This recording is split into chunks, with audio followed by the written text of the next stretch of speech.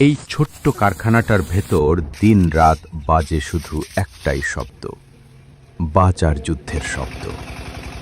ভোরের আলো ওঠার আগেই শ্রমিকরা এসে দাঁড়ায় আগুনের মুখে। চোখে ঘুম নেই, হাতে শক্তি কম, তবু ঘরে অপেক্ষা করা মুখগুলো তাদের আবার তুলে আনে এই তীব্র গরমের পাশে। পাটকাঠি আগুনে দেবার সাথে সাথে যে ধোঁয়া উঠে, ওটা শুধু কাঁচামাল পোড়ার গন্ধ না, ওটা ওদের চাপা কান্নার গন্ধ।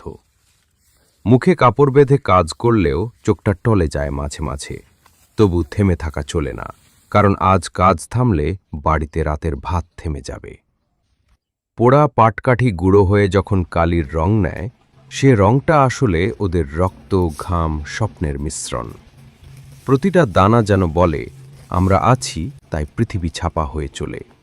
তারপর বারবার ছেঁকে, বারবার মিশিয়ে যে কালি তৈরি হয়, সে কালিতে লিখে যায়, কেউ চাকরি পায়, কেউ নিজের জীবনের গল্প সাজায়, কেউ কেউ সফলতার সনদ হাতে পায়।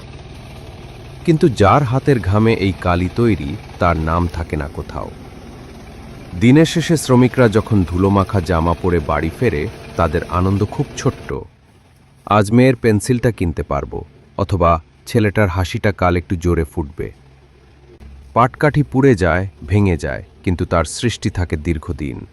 ঠিক তেমনি এদের জীবনটাও কঠিন, কিন্তু ভিতরটা শক্ত। নিঃশব্দে অচেনা হয়ে দুনিয়াকে এগিয়ে নেয় এই নামহীন মানুষগুলোই। ওরাই আসল হিরো, কারণ তারা কালি নয়, মানুষের আশা ছাপিয়ে যায়।